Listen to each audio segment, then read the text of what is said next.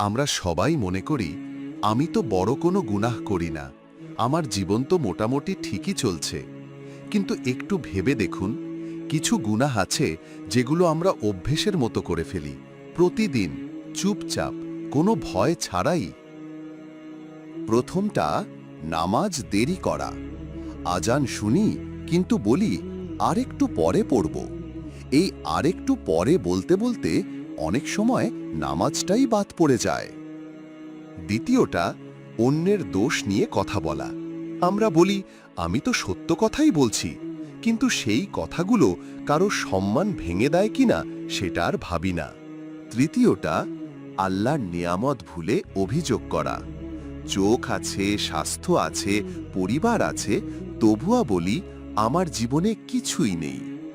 এই গুণাগুলো আমাদের কাছে ছোট মনে হয়, কিন্তু মনে রাখবেন আল্লাহর কাছে কোনো গুনাই ছোট না যখন তা বারবার করা হয়। আজ নিজেকে একটা প্রশ্ন করুন, আমি কি সত্যিই চেষ্টা করছি, নাকি শুধু নিজেকে সান্ত্বনা দিচ্ছি? আল্লাহ তাওবা অবশ্যই কবুল করেন, তিনি সবচেয়ে বেশি ক্ষমাশীল। কিন্তু তাওবার শর্ত একটাই, সত্যিকার অর্থে ফিরে আসতে হবে। আজ না হলে কাল হয়তো সময় নাও থাকতে পারে।